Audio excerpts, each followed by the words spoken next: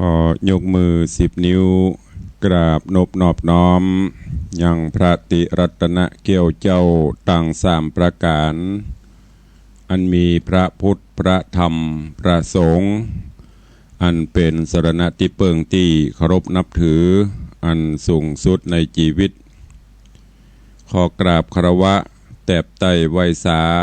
ปุญญาปารมีธรรมพระมหาเถรานุเถระเจ้าคณะพระสังฆาธิการจุตนจุองค์อันหมายมีประเดชพระคุณหลวงปู่พระเทพโกศลที่ปรึกษาเจ้าคณะภาค7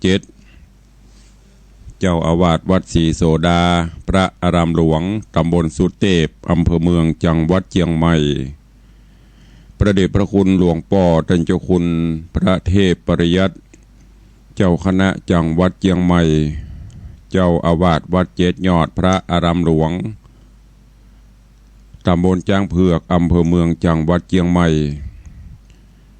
ประเดชพระคุณหลวงป่อท่านเจ้าคุณพระเทพรัตนนายกท่านเจ้าคณะจังหวัดลำพูนประเดชพระคุณหลวงป่อท่านเจ้าคุณพระรัตนมุนีท่านเจ้าคณะจังหวัดเชียงรายพระมหาเถรานุเถระภิกขุสังฆะสามเณรเจ้าจุตนจุองค์ด้วยความเคารพ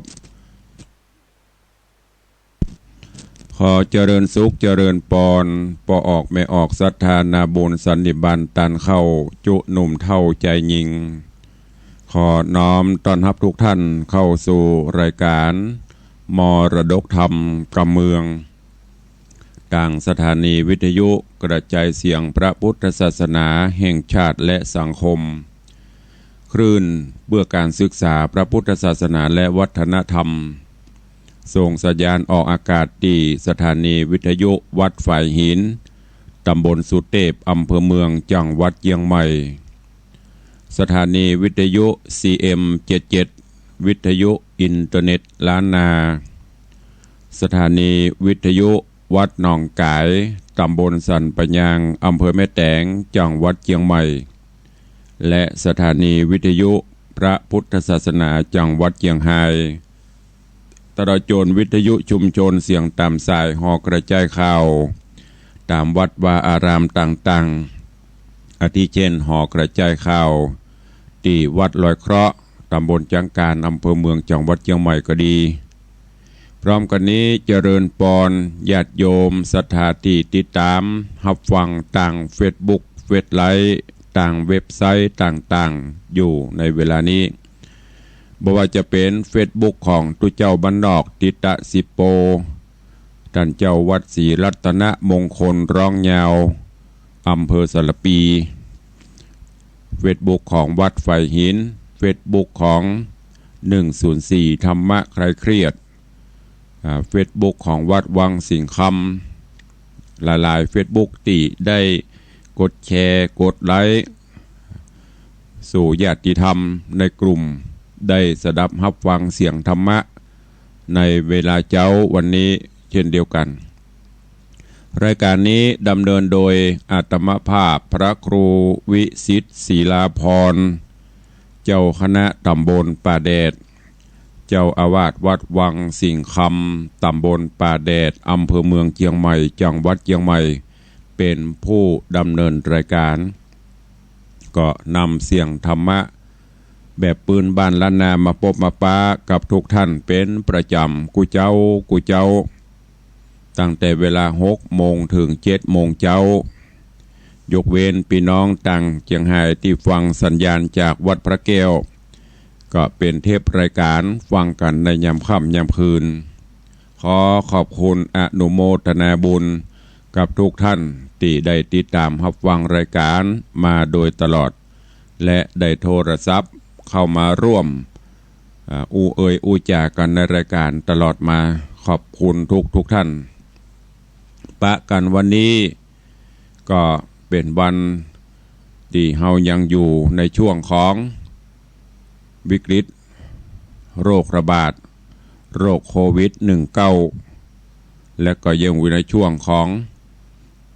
ประกาศเคอร์ฟิวอยู่บ้านหยุดเชื้อเพื่อชาติ พระโรคระบาดก็ยังอยู่ยังบ่ไปทางใดเตื้อแต่เฮาท่านทั้งหลายได้คือความร่วมไม้ร่วมมือร่วมกันป้องกันเพื่อให้สถิติต่างๆมันลดลงและหายไปเฮือโรคนี้หายไปจากผืนแผ่นดินไทยหายไปจากโลกเพื่อกลับเข้าสู่ภาวะปกติเพื่อที่จะได้ประกอบอาชีพไปมาหาสู่กันได้ตามปกติแต่ว่าช่วงนี้ก็ต้องยังอยู่ในช่วงของระมัดระวังกันป้องกันอย่างที่คุณหมอเปิดได้บอกจะไปกาดตกจะไปฟังชะล่าใจเพราะว่ามันยังมีอยู่มันไม่ได้หายไปถ้าเราประมาทเดี๋ยวมันก็จะเริ่มปิกมาระบาดแถมก็จะหนักกว่าเดิมเหมือนต่างประเทศบ่ว่าจะเป็นสหรัฐบ่ว่าจะเป็นต่างแถบยุโรปก็ยังเป็นปัญหาใหญ่ระบาดล้มหายตายกันเป็นจำนวนนักอย่างประเทศสหรัฐตอนนี้ก็ตายไปเป็นแสนของเมืองไทยเฮานี้ก็นังถือว่าดีโดยกุลพระพุทธพระธรรมพระสงฆ์พระรัตนตรัยสิ่งศักดิ์สิทธิ์ได้ปักรักษาหมู่เฮาเจ้าข้าอยู่ประกอบกับเฮาท่านทั้งหลายได้ให้ความร่วมไม้ร่วมมือเป็นใจเดียวกันนำปากันไปพร้อมๆกันเพื่อจะพาวิกฤตนี้ไปฉะนั้นก็ออกบ้านออกจองก็ต้องสวมใส่หน้ากากหรือว่าปิดหน้ากากผ้าหน้ากากอนามัยตีเปิ่นแปลงมากาก็จะไปละแล้วก็เว้นระยะห่างกันบอกว่าจะไปกาดไปลีวันนี้เปิ่นก็เริ่มผ่อนคลายปลดล็อกลงพ่องไปจ่ายกาดใจลีก็คือมีสติจะไปลืมตั๋วไม่ใจไปแผ่วไปยืนอันนั้นอันนี้คือกันไปยืนอู้จากันตักตายกันเพราะว่ามันยังบ่เป็นภาวะปกติเตื้อตัวภัยตัวมันป้องกันกันไว้ก่อนกินฮ้อนจ้อนกลางล้างมือเนี่ยฝึกคือมันติดจะไปชะล่าใจเนอะอันนี้ก็ด้วยความเป็นห่วงจากทางรายการฝากฝังกับญาติโยมญาติธรรมเฮาทุกท่านเพราะว่าคนหนุ่มคนเฒ่าคนแก่ผู้ใดก็ตามก็ยังต้องปฏิบัติตามนี้อยู่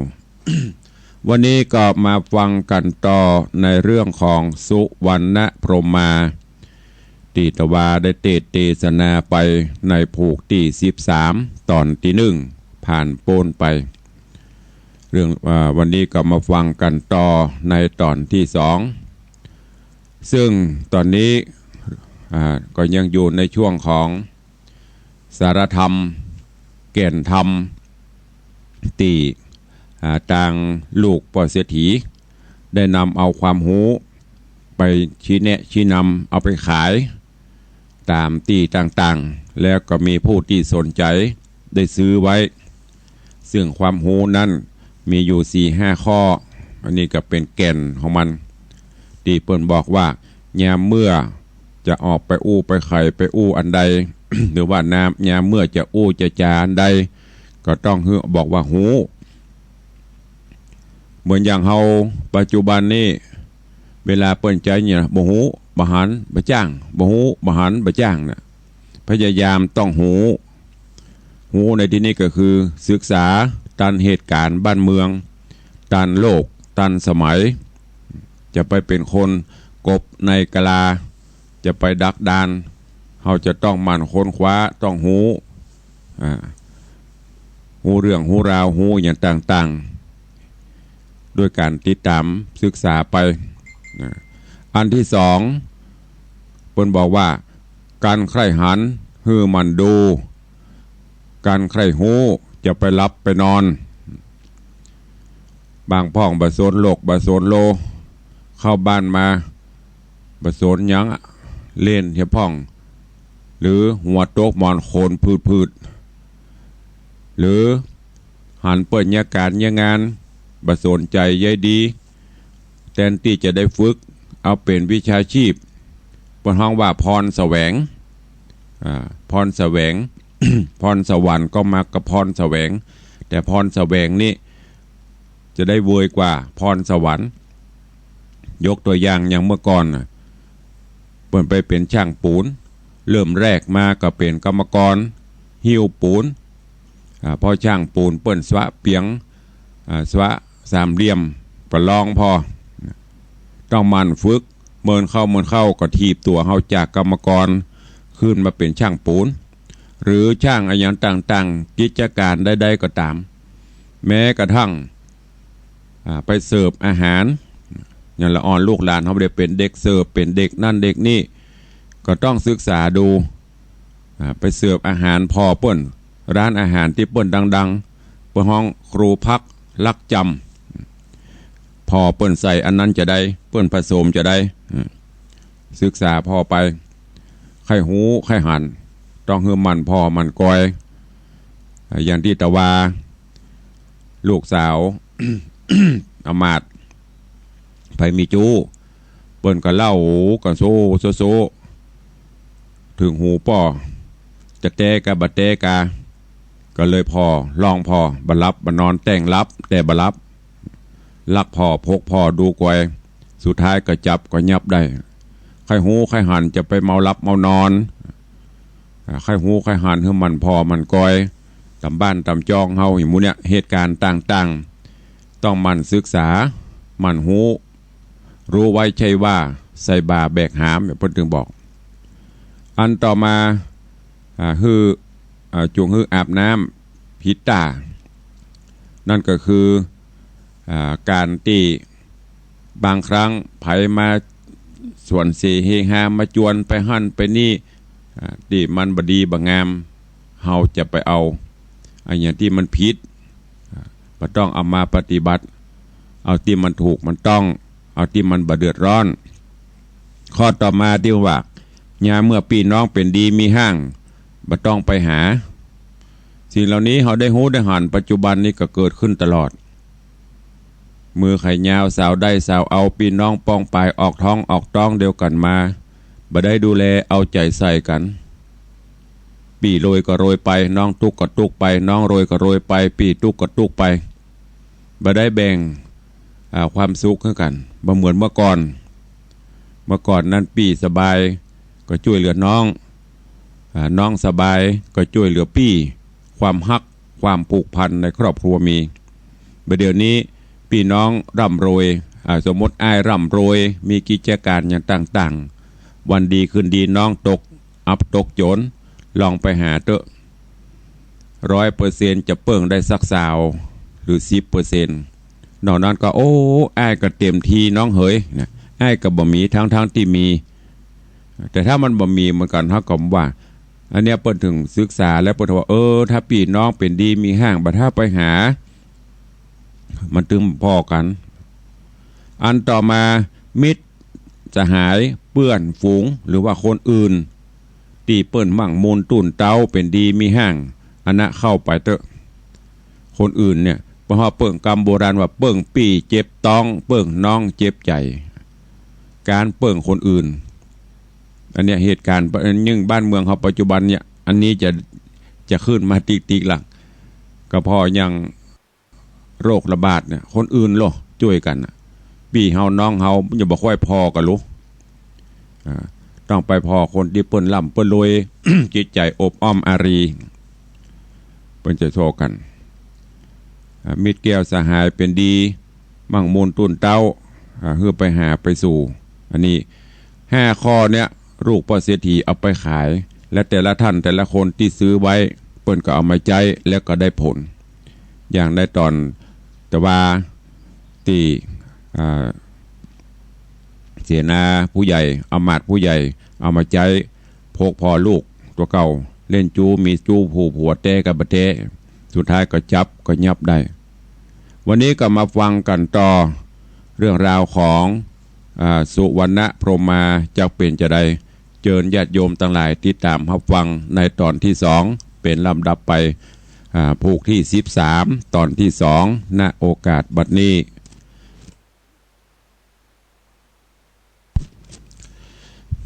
นะโมตัสสะภะคะวะโตอะระหะโตสัมมาสัมพุทธัสสะสาธุโวฟังลาโสตุจานาสัพปุริสะตังหลายตั้งยิงและใจม้วนหมู่อันทาอยู่ดาฟังยังรัสธรรมเทศนาสุวรรณพรหมมาลำดับมาถึงผูกทวนตี13ตอนที่2เนินนาขอเจิ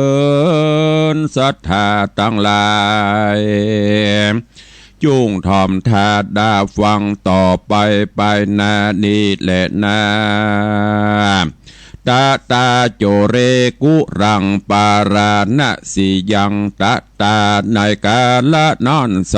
ยังมีโจรใหญ่ผู้หนึ่งนามีโบตาหนอดเนาหูบ่อเศร้าเป็นใจโจรบาปหลายนอนใสสะแหวงลักของน้อยใหญ่เลี้ยงโตน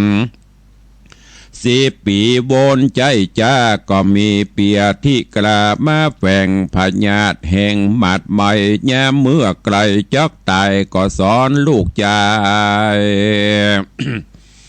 บอกเล่าว่าดูราเจ้าหนอเนาเฮ้ยลูกไทยป่อจักไกลเมื่อมอน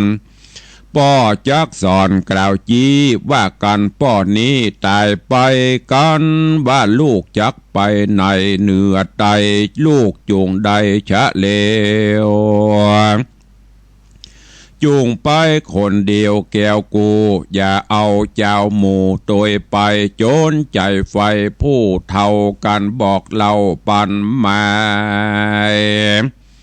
แก่ลูกใจหนุ่มน้อยก็เลยกลาดกร้อยเป็นผีส่วนลูกกาลีหนุ่มเนากันป้อกว่าเมื่อมอนก็เอวจอนไปไขว้ลักเอาของน้อยใหญ่เข้ามาตามเกหาเตต้องพับไขว้ห้องปุรีเจ้าเมืองมีน้อยใหญ่เดือดฮ้อนไข้ตั้งเมืองป่ากันเครื่องโคดกระยังโจรหนุ่มเนานั่นใส่จักยับได้จักยับบ่ได้สากเตื้ออยู่รางเรือนานมาย้อนโจรนั้นน่าฉลาดหูแจ้งขวาดขี้ยามันจักมานอนใส่ก็แยมเมื่อคนน้อยใหญ่หลับนอนเดึกอ่อนจอนมืดแล้วมันจริงเอวพันภายคนต่างหลายมวลหมู่ก็ปากันมาสู่ป่อพญาแล้วใครจะบอกเราแก่เต้าเจ้าปราณสีส่วนเจ้าโบกคระบัดบุญมีนอดลาก็ฮืออำมาตย์กระเตรียมใจว่าไอ้โจรเป็นไผนั่นใส่เจ้าจงได้สืบดูยับมาจูโหอย่าจะอำมาตย์กล้าผู้ใหญ่กันอาจแย่ใส่เตียวเต็งโตนก็เรโรนรีบหาวไปสืบข่าวบัดเดียวก็มิงหันและนาสารติญาจรันโตตัสสะปะหังอมัสสาปัสสติสาส่วนอันว่าอมาตย์ผู้ใหญ่นาใจหานการเต้าผู้บานที่ราดโป่งปานขาดอาจยาการข้ามมาเดิกแล้วก็เตียวสอดเอวภายพานก็ไปจวบใส่หานยังโจรมาเอวกวนหลักย่องตามบ้านจ้องเจ้าเมืองมาดเรื่องเลงหันก็รีเปรียวปันบ่จ้ายับโจรกล้าบัดเดียวกำแขนเหนียวไว้มันบ่หือดินดันต่างได้ แล้วนำไปสู่ห้องโค้งเขตต้องพังกาแล้วไข่ขี่ยาบอกกล่าวแก่ต้านเต้าปารณสีก็มิหันและนาตีนาเต้าปลานาสีโบกขลปัตตวีเจ้าฟ้าก็มาถามโจรกล้าปาลาว่าสันใดจ้าเจ้านี้สัปปลีบอดีลักวันคุยพี่น้องเจ้าบ้านสั่งว่าขี้คร้านเงี่ยการเป็นคนผ่านกระยาบกระตำบาปผิดศีลลักมากินเลี้ยงใส่ว่าแต่ของลักใดมีที่น้อยเจ้านำไปลับลีเอาซ่อนตี้ในจ้าจูงบอกแม่ฮือหูอย่าได้อู้ผิดธรรมหากมุสากรรมแล้วโสดจักมีโทษถึงตายเล็ดนาตีนอนใจโจรา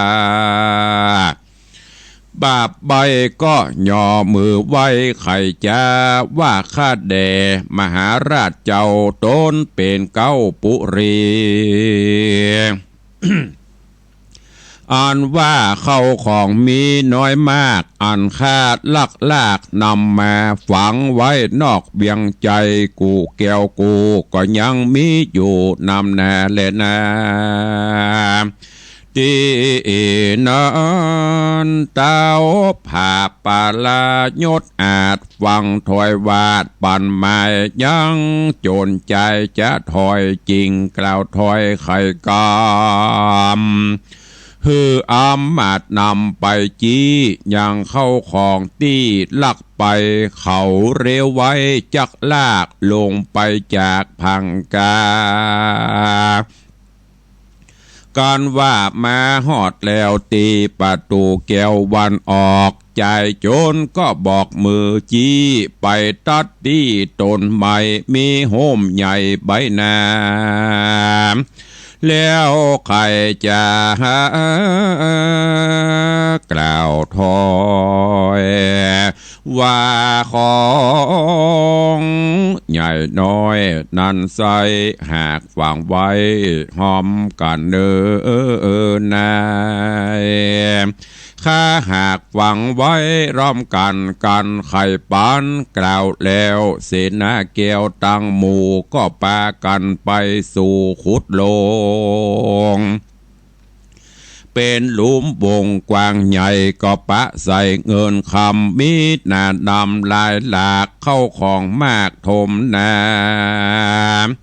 แล้วเขาหักนำมาบอดจ้าตี้เจ้าฟ้าปราณสีพร้อมใจกาลีโจรใบตีนอนเต้าไทยก็มาจะทำซึ่งใจรำหนุ่มเนาว่าสังบาปเศร้าแนะนำอันว่าเงินคำเข้าของต่างเงินทองฝูงนี้เจ้าลักที่ไหนแม่เป็นของภัยจ้า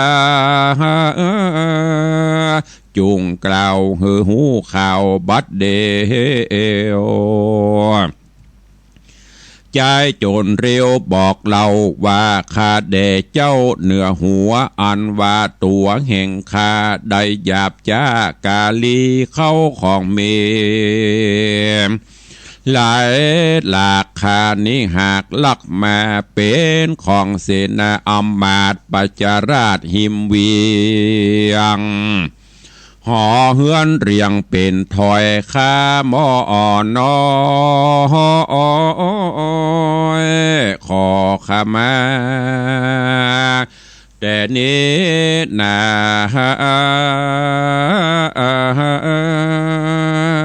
ไปนาตัวแห่งข้านี่เล่า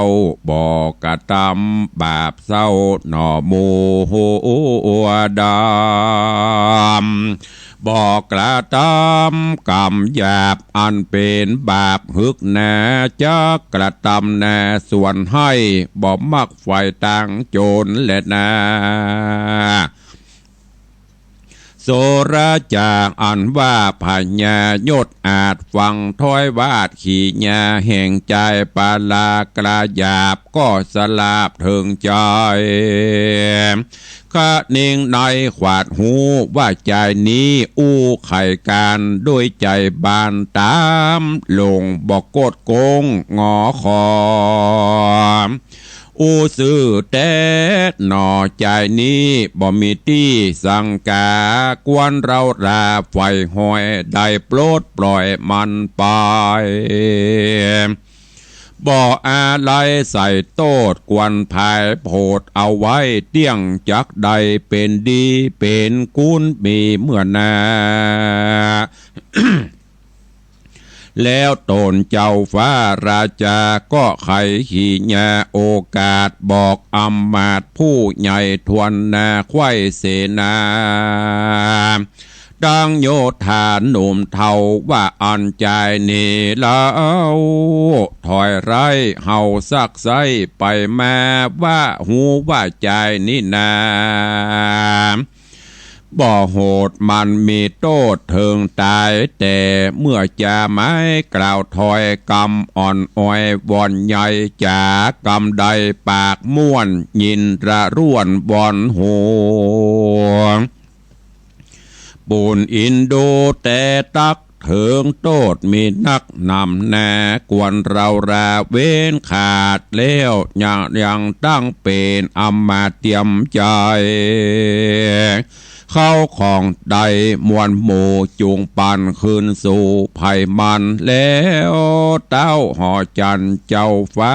ยังตั้งแน่กล้าต่างยังตั้งอำมาตย์กล้าต่างตน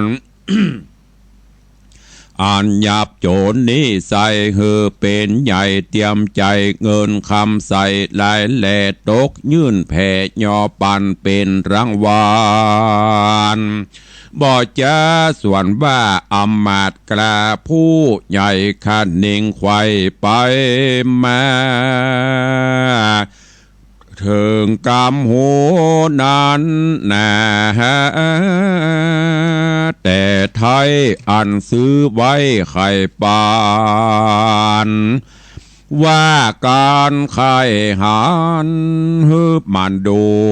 การไข่หูอย่าลับนอนก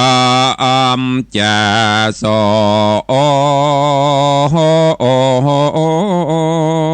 นนาก่อนกีก็หากมานี้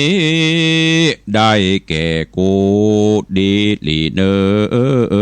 นาวได้เป็นดีมั่งเต่าทุกคำเจ้าเจยบานก็มีประการดังนี้แหละนะโสละจะอ่านว่าพญาปุคลปัตตากันว่าภาพโจรลาเมียนแล้วใจผ่องแผ้วเจยบานอยู่มาเมินนานเนิ่นจะนับอ่านกว่าปีไปมีใจหมายคำเจ้ากึดหานางนอนนาเอาผู้เป็นน้องอันอยู่แห่งห้องแดนไกลโขงเวียงใจกับปิลวัตถุนกรยินอาวรบอกขาดจริงบอกอำมาต่างตาว่าบัดนี้นาเมืองเฮาโจรกวงเมาถอยจาก็พรากนานิหายคนยิ่งใจไพร่หน่อยอยู่จื่นจ้อยเจยบานเซึกใจหันกระยาบบ่มาผาพราวีสวัสดีทวนนาเฮาเจ้าฟ้าผ่าปาลาขานิงหาน้องเนาอันอยู่เป็นเจ้ากับปิลนกร จากเตียวจอนไปสู่ละเมืองอยู่ไปหลังจูงปากันระวังหักษาเฮานี้นาจักไปตาวันสายพวกเจ้าสู้จูงอยู่เฝ้าต่างตากันไข่จาเมียนแล้วอำมาตย์เกี่ยวผู้ใหญ่ก็น้อมใบทุนสาฮับอาจญาตาเจ้าดังกำบอกเราจูประการเล็ดนาปูนาติวาเส การบานโลนรุ่งเจ้าเต้าเป็นเจ้าหอจันก็พ่ายพันไววาดจากภาษาหอใจรีบเร็วไวไปสู่ยังที่อยู่ดอยเขียวไปตนเดียวจะใจด้านป่าไม้ดงตัน15 วันบ่เศษก็รอดเขตสีมาแห่งนางบุญนาผู้น้องคงเขตห้องก็ปิดลาบาทุนากรพระผู้ทอนใครหูวาดนางกลิ่นกูน้องลาฮักปี้เจ้าเพียงใด จริงใครลองใจนางนาดได้หูขวาดขี่ยากวนเราราอย่าจะเอาเสื้อผ้าพื้นดีใส่ถุงมีเมียดใบแล้วเต้านอไทยห่อคำก็เอาผ้าดำพื้นเก่าปุดขาดเหล่ามาทะลงแล้วสะปายโถงสวกเต้าเนี่ยดังคนเท่าขอตานเต้าผู้บานบ่จ้าจอมคนทวนนาตัวไป ฮอดประตูใจแก้วกูก็มีเศษนาอยู่ประจำเศษนานำทุ่มเท่ากันหันเต้าเจ้าเตียวมานุ่งโพสาปูดขาดบอกหูว่าเป็นเต้าราชปราณสีเขาจริงไขว่าตีตันต่อว่าโดราลุงปออนาถา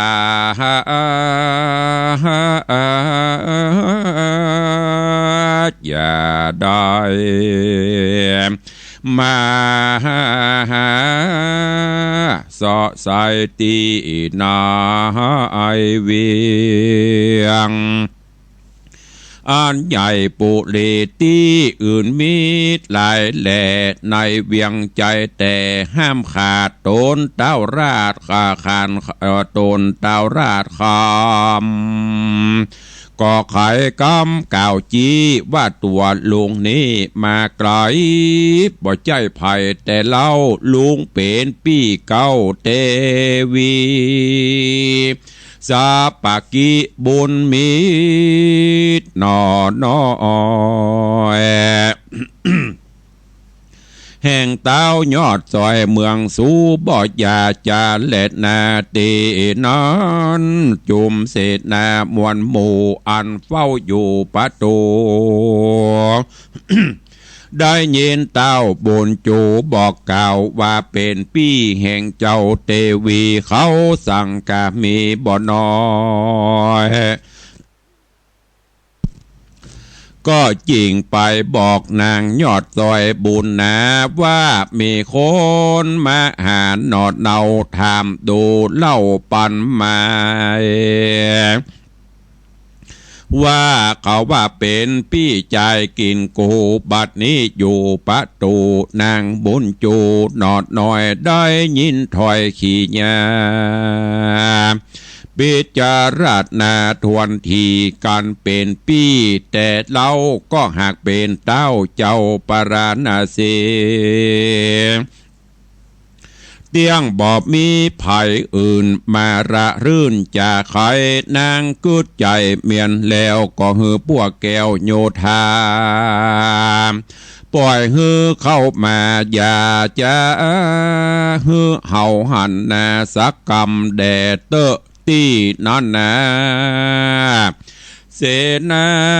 นำบ่อจารีบใบนาพันภายฮือเสนานายหนุ่มเทาฮือเต้าเจ้าเข้าไปสู่ยังที่อยู่หอใจการประตูไข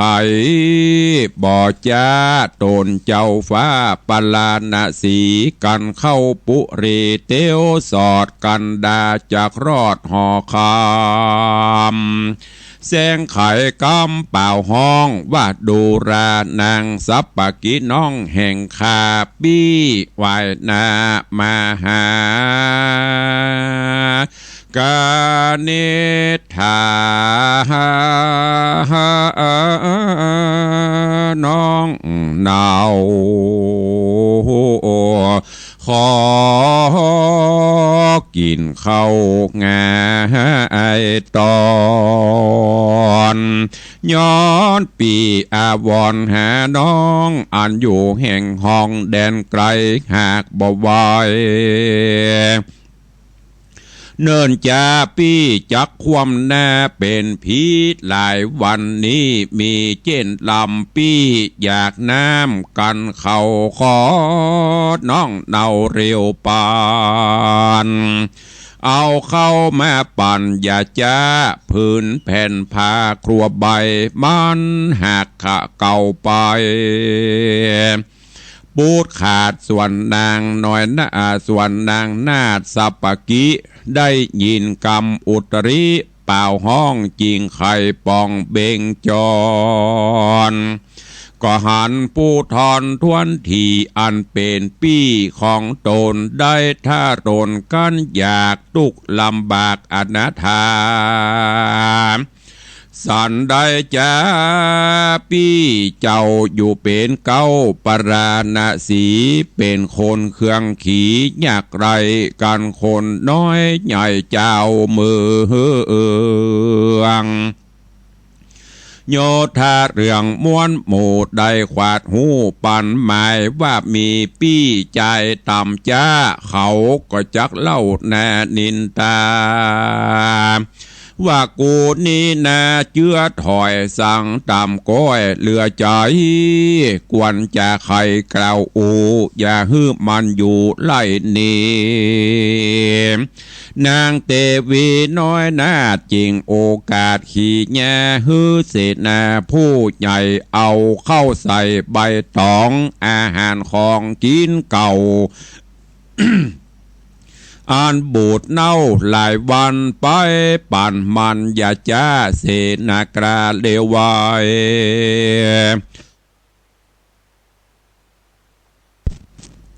เอาเข้าหอไปยื่นตอนแล้วนางน้อยอ่อนนอนลาก็เอินดาพระภายว่าอ้ายใจผู้นี้มากล่าวจี้เป็นปี้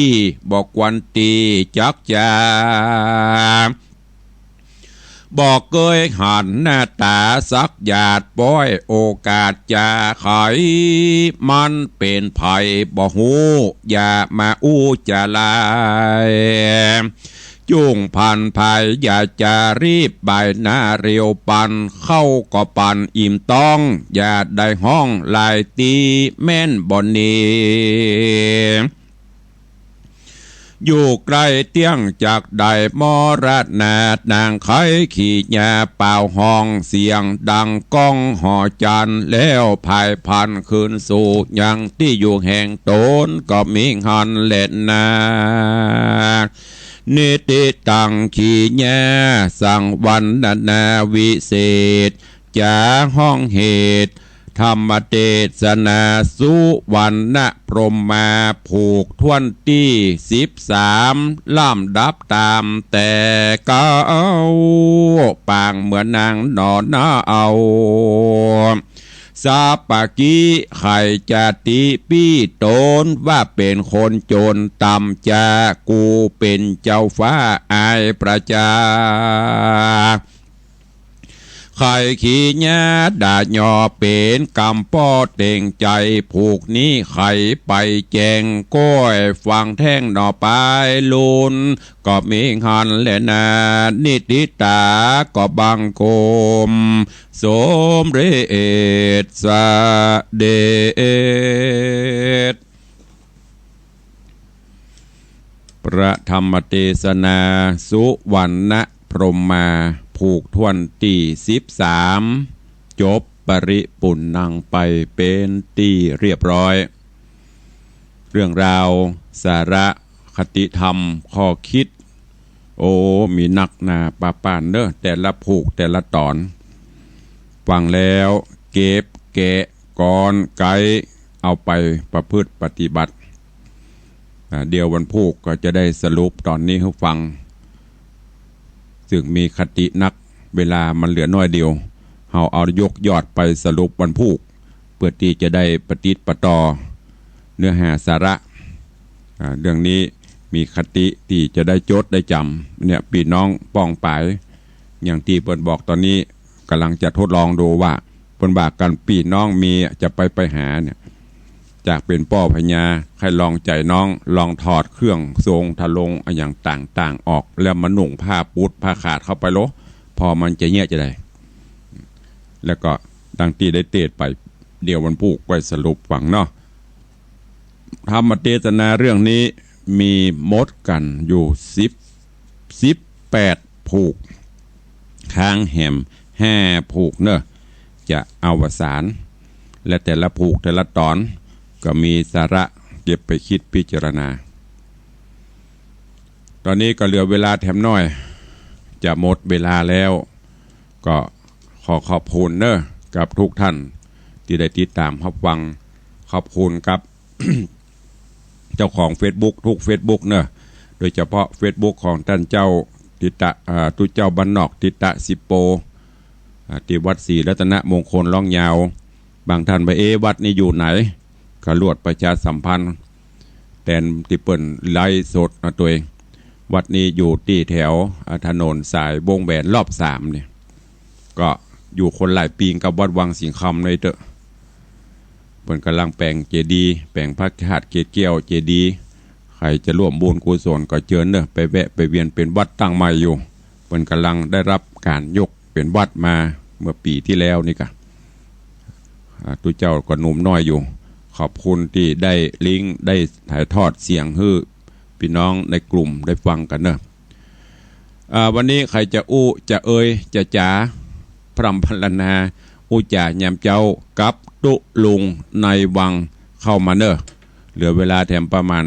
4-5 นาที0818365400 ขอบคุณครับโยมแม่สีพินทรสิริวัฒน์แล้วก็คุณโยมสิภาพางเรืองกรีร่วมทำบุญสร้างมณฑปแต้นพระเจ้าทองคำแล้วก็ร่วมสร้างโฮงตาลท่านละ600 บาทขออนุโมทนาบุญขอบคุณด้วยใครจะอู้จะเอ่ยเข้ามาและตะวานี้ขอบคุณกับพี่น้องตัง2 แควโดยรอวันนี้คลื่นเฮาคงไปบ่ถึงเดี๋ยวก็ไปขอบคุณตังอย่างก็96ปุ่นทำกรรมขึ้นของเฮาส่วนมากจะไปโซนทางเหนือขอบคุณกับแม่ติ๊บเกี้ยวชัยยาปะคำอ้ายแม่วิภาปทุมทองโยมอดิศักดิ์โยมสายบัวเจริญกุลโยมแม่จันเจริญกุลอันนี้จากบุญ2 แควโดยรอแต่ว่าเปิ้นมาแวะมาเวียนมาเยี่ยมมาเอวหากันมาเอวหาตุลุงแล้วก็แม่น้อยเตเจ้าบงเนอะมาเยี่ยมเยียนมาทำบุญที่วัดวังสิงคำตะวาเนี่ยก็ขอบคุณตัวมีไผ่พ่องฟังอยู่ที่ไหนตั้งใดก็โฮงตาลที่วัดวังสิงคำที่เราเจ้าข้าทั้งหลายร่วมกันได้มอบถุงยังชีพสงเคราะห์อนุเคราะห์ผู้ประสบภัยโควิดตั้งแต่วันที่10 วันที่10ตุลงก็แจกถุงยางชีพในภาคเมืองไง400 กว่าชุดในภาคค่ำก็เลี้ยงเข้ากล่องเจริญปอนการนมัสการเจ้าอันนี้ฟังอยู่เนอะกุ้นวันห้วยไร่หนองกายเนอะขอบคุณอนุโมทนาที่โทรเข้าร่วมรายการเด้อเจ้าฟังถึงวันนะเจ้าดีละโมทนาสาธุเนอะเจ้าก่อนเนอะเป็นน้องจากห้วยไร่หนองกายนี่ฟังจากสถานีวัดหนองกายฟังถึงวันโทรศัพท์แจ้งผลการรับฟังขออนุโมทนาเนอะการตั้งโฮงทานสงเคราะห์อนุเคราะห์ช่วยเหลือผู้ประสบปัญหาผู้ประสบภัยโควิดวันก่อนภาคเมืองไงได้มอบถุงยางชีพแล้วก็เข้ากล่องตอนเย็นตอนแมลงก็มีเข้ากล่องตะวาก็ได้มอบถุงยางชีพแหมประมาณ350 ชุดแล้วก็ภาคค่ำก็มีเข้ากล่อง360ป่ายด้วยตะวาแจกตะวานี่เป็นข้าวนึ่งไก่ทอดน้ำพริกแดงแล้วก็มีโยมประนำบะม่วงพันอย่างก็ที่หน่วยสีหน่วยไม่ออกสีม่วงนะพันอย่างหุจำชื่อไม่ได้ มันมาหลายพันเอามาตะวาแหม400 กิโลมอบแจกกันไปคน2 แก่นคนแก่น2 แก่นแก่นไปกิโลนะตะวา ก็ขอบคุณอนุโมทนาบุญตัวเองวันนี้ก็จะมอบตั้งโฮงทานสงเคราะห์เมื่อตอนมือเตี้ยงนี้ก็350ขึ้นมือแมลงแถมก็ประมาณ350 ถึง 400 กล่องวันพูกแมลงแหมมือหนึ่งที่แรกจะตึกวันนี้แต่มีญาติโยมให้หอมเข้ามาก็เลยตั้งต่อไปสงเคราะห์กันไปจนกว่าจะหมดงบ จนกว่าจะหมดกำลังเลี้ยงกันไปโอ้เขาบอกเคยประธาเปิ้นบอกโหนะเปิ้นยี่หยังกันเนาะจะได้ห้องจอดเอาพ่องรถเครื่องรถอย่างเลิกการเลิกงานห้องจอดแจกกันอย่างทั่วถึงโอ้อิ่มอกอิ่มใจก็ไปแจ้สตางค์ตุลุงคนเดียวนะช่วยกันตื้อหมู่นั่นน่ะเฮาถึงแม้นเฮาได้ช่วยแล้วมันม่วนใจสงเคราะห์สงเคราะห์อนุเคราะห์กันไปเนี่ยแล้วมันอิ่มบางเตื้อไม่เจ้าลูกมาได้ฉันเข้าฉันกับกาแฟไปจัดเตรียมสถานที่กับผู้เจ้าพระเนนกับผู้ช่วยกันจัดสถานที่อิ่มไปพวกไปฉันมาตอนหมดอันเนี้ยบุญกุศลถึงมันจะทำยากหน่อยแต่มันอิ่มมันภูมิใจอันอย่างดักปิ้งมีก้าจากหนองกายสายเดียวเตี้ยหายไปเนาะยามเจ้าบรรลุกันเตี้ยก็ว่าฟังตุลุงตึงบ้านน่ะไม่ใช่เนี่ยฟังไปแล้วก็มิ่งลับสะดุ้งเตือนทำกรรมตุลุงไห้แซบ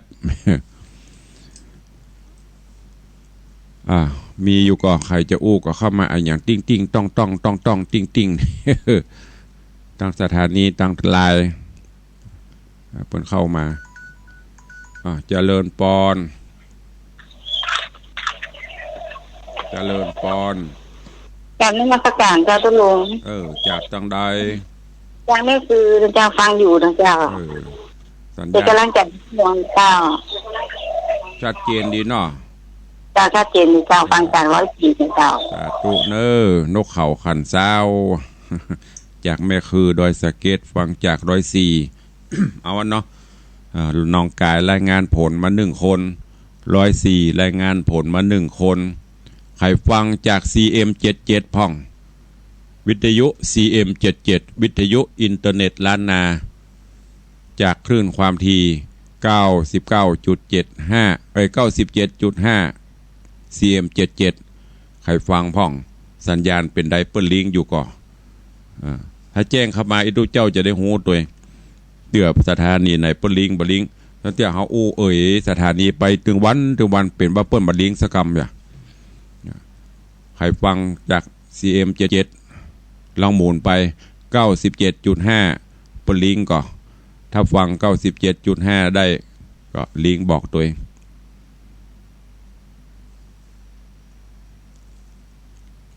วันนี้โซนตังเหนือจากหนองกายรายงานผลเข้ามาโซนตังกลางจากแม่คือดอยสะเก็ด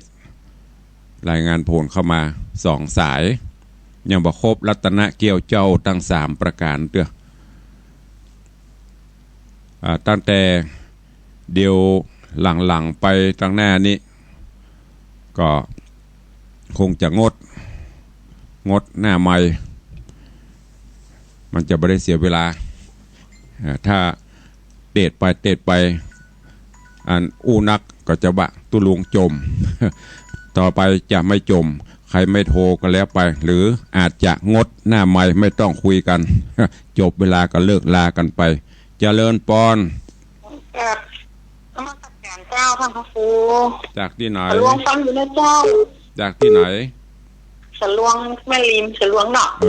อันกาวันนี้โซนตังเหนือมาเดิมนะเจ้าฟังกูวันก็โทรกูวันก็เนอจะได้หูว่าไผ่ฟังสัญญาณเปลี่ยนจะได้ไม่ใช่มันดักปิ้งแล้วโทร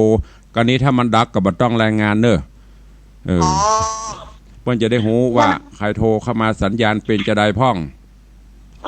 แต่ก็นึกว่าโทรบ่อยกับอันท่านพ่อครูรำคาญอย่างเงี้ยไปรำคาญจะได้หน้าไมค์เปิด5 นาที6 นาทีเนี่ยเพื่อจะได้ทราบผลการรับฟังจากที่ไหนพ่องเจริญปอนขอบคุณเนอกับนมัสการเจ้าจากตัวรายงานผลจากหนองกายเข้ามาขอบคุณอนุโมทนาบุญเนอวันนี้ครบละรัตนะเกี่ยวเจ้าตัง3จากหนองกาย2 คลื่นจาก104จากหนองกาย2 คนจาก104 1 คนรายงานผลการรับฟังชัดเจนดีญาติโยมทั้งหลายก็ดูแลบ้านจองดูแลสถานดูแลอันอย่างก็สุขภาพร่างกายให้ดีเนอะช่วงนี้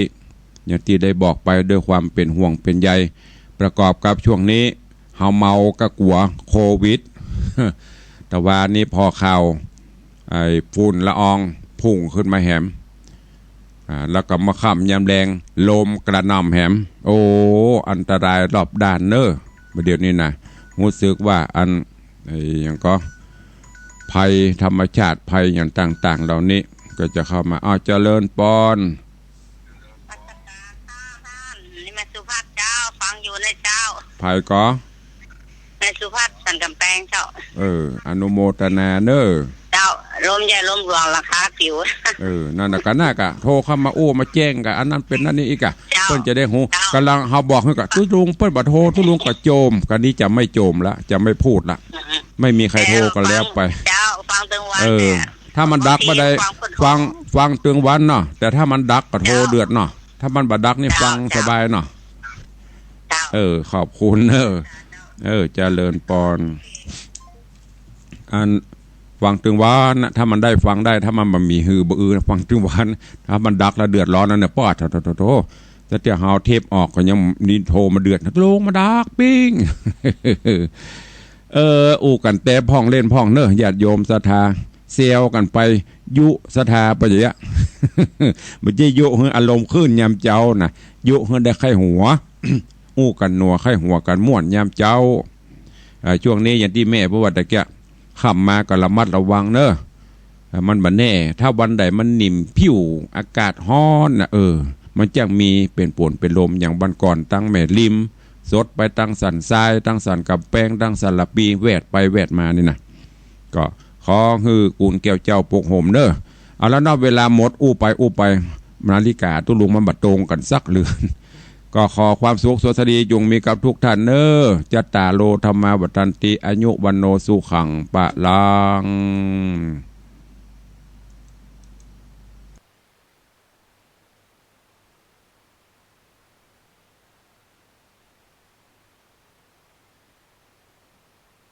พระบรมราชวินิจฉัย